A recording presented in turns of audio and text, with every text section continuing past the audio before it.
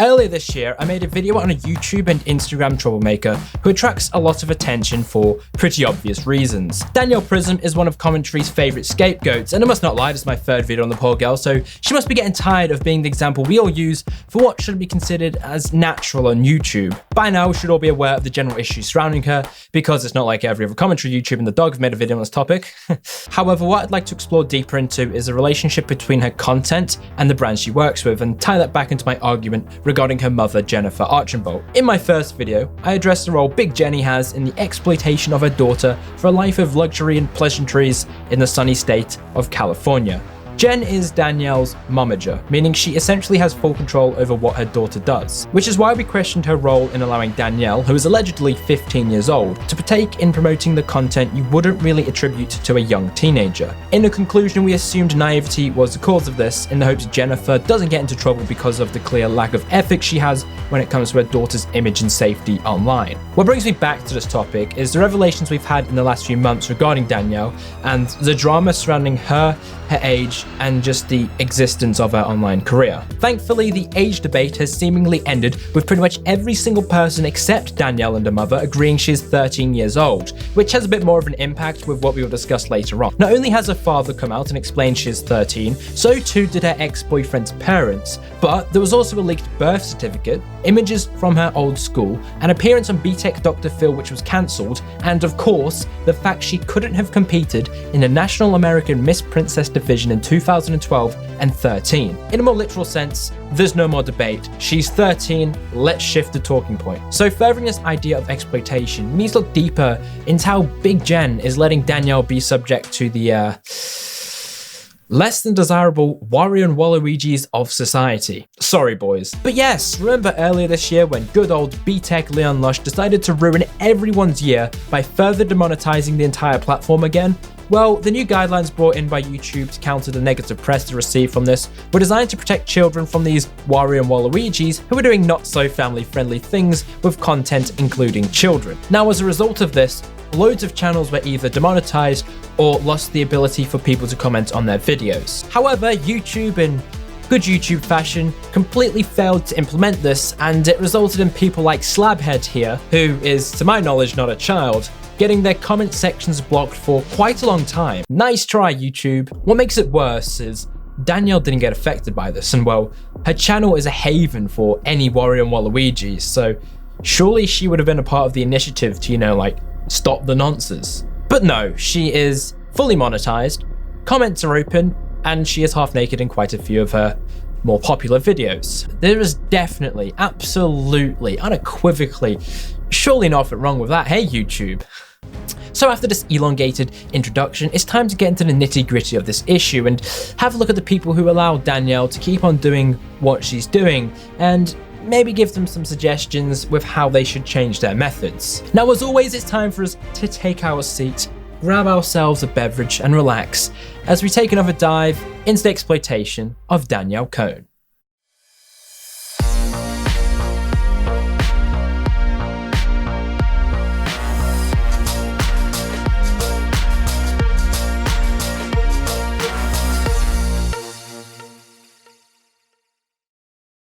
Bang Energy is an energy drink which is rather controversial in its own rights. Over the last year or so, they have been engaged in a constant legal battle with Monster Energy, who is arguably better anyway. I'm not sponsored. However, this has led to many lawsuits being filed against Monster and vice versa. Monster in this situation is viewed as the big evil corporate monster, pun intended, trying to crush the competition, being Bang. Now, from what I've found, Monster's issue with Bang is the ways in which they advertise their product and argue Bang has misled many of its consumers with statements both on their products and by their CEO. Jack Owak, whose name is actually John according to the US Patents Office, is the CEO of Vital Pharmaceuticals, which owns Bang. There are some controversies surrounding John Owak, from his treatment of women to the egocentric running of his business, as well as donating to the Trump re-election campaign under the name of his company, Vital Pharmaceuticals. He seems like a nice guy, I think. Now, I'm not being judgmental, but he's a bit cringe. He's a bit of a boomer. You heard that boom? That's the thunder down here in South Florida, baby. Boom! When Megan's around, things are booming. Okay, he's a full-blown boomer. He's also given us a joy of showing us what the complete embodiment of cringy douchebag looks like in the Bang promotional videos, where he incessantly waffles about technical shit, but doesn't actually say anything of value at all. This has actually got him into trouble because he claims Bang, an energy drink, can cure Alzheimer's and slow mental retardation. As you age, you have creatine transport deficiency syndrome, where creatine does not cross the blood-brain barrier as well as it does when you're younger. Because of this, as you age, you become mentally retarded. So everybody watching this, as time goes by, every day that goes by, you are becoming more and more mentally retarded. I'm sorry to bring you that news, but it's true. Now, bad news. We have great news though. We can possibly reverse that with these new creatine peptides that I've patented. There is also exciting research that shows that a creatine peptide, like we have patented, with a long chain fat added to it, can cross the blood-brain barrier 20 times more efficiently than regular creatine. This is exciting news, folks. This is big on the brain. It also helps with all forms of dementia, including Alzheimer's, Parkinson's, Huntington's, and other forms of dementia. Hello. Hello. Hello. So make sure, folks, that you take either your Bang Master Blaster, which is the powdered version, which is a pre-workout. We have a stimulant and a stimulant-free. It also comes in chocolate recently. Or drink your Bang energy drinks to get your super creatine.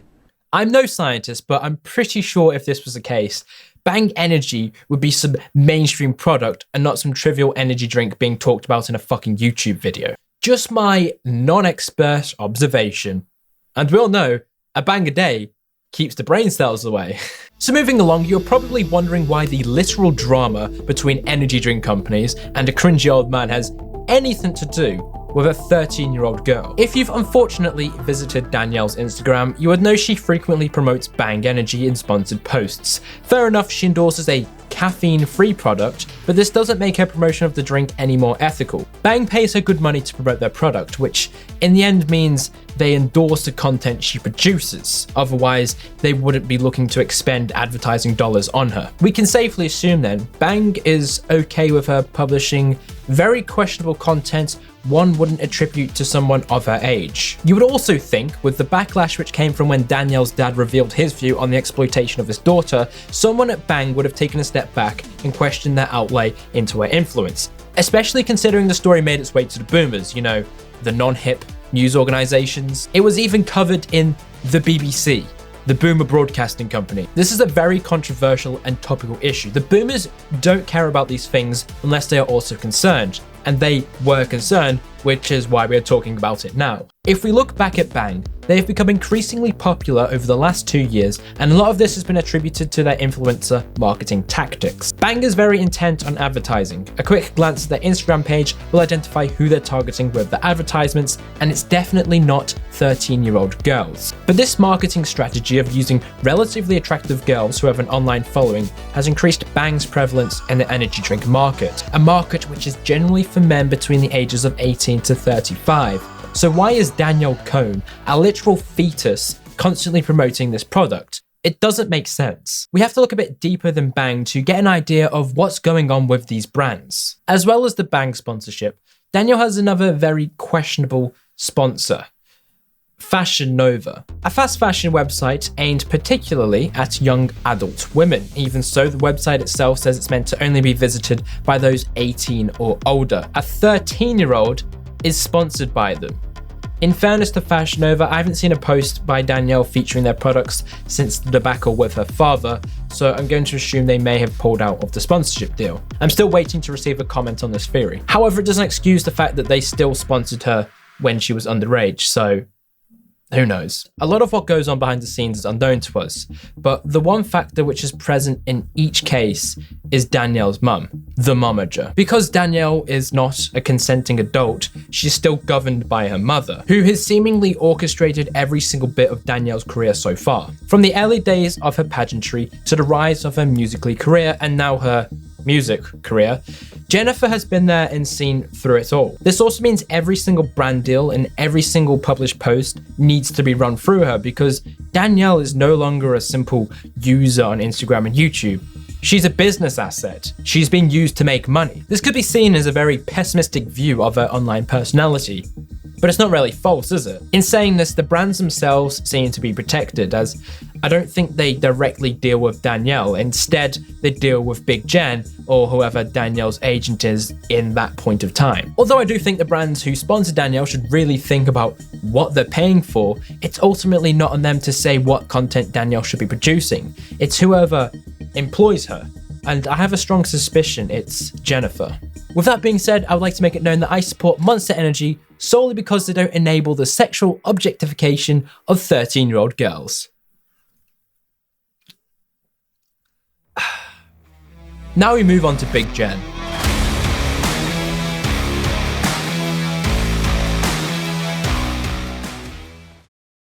There seems to have been a somewhat positive progression in the saga of Danielle Cohn's online existence, and this is the understanding of where to really aim the criticism. I tried to lay down the seed in my first video and somewhat progressed its development in my second video, but I really think we need to emphasize who is at fault in this situation. Trying to criticize a 13-year-old for what they do is only useful up to a point, and we definitely passed this point ages ago. The direction we really need to aim the criticism at is those behind the scenes, and the only person really accountable is Big Jen. I mean, Danielle has copped all of the flack over the past year, and most of this could have been avoided if someone had actually stepped in and directed her down a better path. Instead, we've been treated to many lies and a complete lack of transparency, as well as a complete disregard for any sort of backlash. A core reason for this is just how utterly naive Jen is, and maybe a bit of natural ignorance too, which would explain the ways she approaches anything to do with her daughter. She consistently shows how out of touch she is with the rest of the world and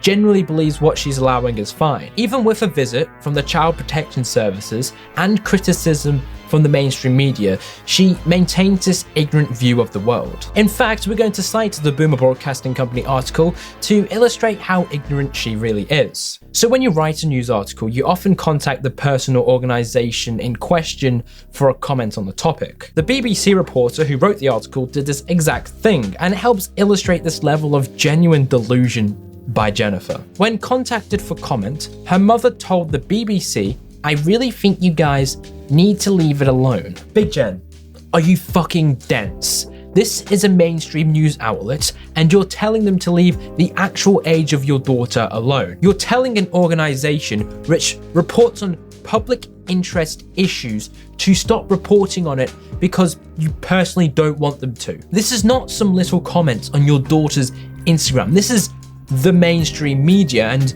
you're still maintaining this moronic stance of not needing to answer to criticism. This has been the exact same stance she's maintained for the last 2 years, and she still hasn't picked up the courage to show some factual evidence which can counter any of the substantial evidence against her case. In other words, she's full of bullshit, but we kind of knew this already. Okay, so Danielle also recently uploaded a video somewhat outlining the stressful summer she endured in response to all of the controversy surrounding her breakup and the revelations by her dad. What becomes very apparent is how they continue to deflect all of the attention away from her age. And there are points in the video where it's very obvious the whole idea is completely avoided.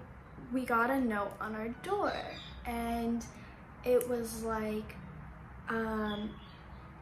dear, like, Miss Archambault, which is my mom, we have to come and have a tour of your house and talk to your whole family because you're being investigated by Child Protective Services for abusing, doing all this stuff to your kids. I hate telling this because it's so messed up that somebody would even call on a parent that they know isn't doing anything wrong.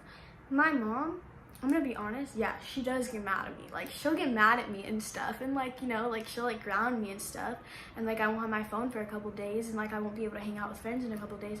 But my mom has never laid her hands on me. She's never like talked to me disrespectfully. Like, you know, she talks to me how any mother would when they're mad, but that's normal. She's like, she doesn't do anything bad to me. The CPS supposedly came and interviewed her and her family because someone anonymously tipped them with a concern for her welfare. I don't know how much of this is true since it's just Danielle waffling for a solid 17 minutes straight, but I do have some points to make regarding this investigation. First of all, the CPS investigates the maltreatment of children, and whilst we all may collectively agree that a 13-year-old girl being sexually objectified in an attempt to make money is very bad, this does not constitute such maltreatment. Maltreatment meaning such things as physical, sexual abuse, psychological maltreatment, and neglect. What we criticize Danielle for doesn't necessarily fit this framework for what the CPS can act on a parent for, and this is most likely the reason why the officials didn't do anything when they saw her. Second of all, I'm sure nobody thinks she's being abused or neglected, but are more or less concerned about the fact she is exposed to dangerous people online, as well as being subject to an uncertain future. Jenna's not doing enough, or she just doesn't see the greater picture, because allowing this quite literal exploitation of her, it's disgusting. And many people are confused as to why she can't see this too. But what I do know, she only sees one thing: money. And there's this drive from Jennifer for Danielle to be successful at whatever cost, even if it means selling out her daughter at such a young age. From the same article, she's been quoted saying, "You might not agree with what my daughter posts or what she does, but at this age, she is setting up her life. She can become a millionaire at her age." So there's a few things we can take from the statement, and it doesn't reflect well on Jennifer in any way whatsoever. She quite obviously knows people are not happy with the content published by Danielle, primarily because of her age. However, she also makes the effort to make it seem like there's a debate of some kind. 13-year-olds producing sexualized content and selling their body for sponsorship money is in no way a topic for debate. When your daughter's Twitter banner looks like this, then you have a serious fucking issue. There's also this focus on making money now, rather than building a career for the future. Like, it's one thing to tap into a market and then dip when it starts to slow down, but trying to say Danielle is setting up her life when she's only 13 years old is stupid. Being a millionaire at 13 doesn't mean you're set for life, especially when you have to keep the money coming in because you have to pay for your ignorant mother to look after. As well as this, it's not like she has any notable contacts. Like, her sponsors are a fucking Trump-supporting energy drink company and a website for adult clothes. Her songs are utter garbage. Objectively speaking, there is in no way a chance for her to progress in the music industry without getting laughed out. I don't see any viable way that she's setting up her life, Jennifer. I just think you see the green and want to keep it flowing in. It's not like we're also going to ignore the fact that Danielle magically found another TikTok boy to replace Mikey after he was saved by his parents. It's definitely not a coincidence a major portion of Danielle's content needs a boyfriend for it to be good for the bank account. I mean, who else is going to react to her wearing skimpy outfits every other week? The boyfriends are just props to make more money. Jennifer knows this, which is why she allows Danielle to crash through into another relationship without any time to breathe. You may think this is none of our business, but at least we have some integrity. So, is Danielle being exploited? I think it's clear she is making money. It's clear Jennifer benefits from her making money, and it's clear Jennifer's mindset is focused on the money. By definition, it's pretty much agreeable she's being exploited. She is a cow that makes cash, and she will continue to be milked until the appeal wears off and everyone gets tired of what she's doing. It's sad because she won't have a career she wants. She'll be struck with reality because who in their right mind would hire someone known for... You get the point. The business plan seems to be make as much as they can now, so they don't need to worry for the future. I found a wonderful idea in theory, but there's never a guarantee, especially with what lies ahead for the internet and regulations. I wouldn't be surprised if in the next year or so we see the disappearance of Danielle's online profile because of what it stands for, and more importantly, the platforms see what they're allowing on their site. So maybe cutting back a little bit and becoming less explicit with the content might actually do them a lot better. But of course, whatever we say will be ignored because Big Jen knows exactly what she's doing.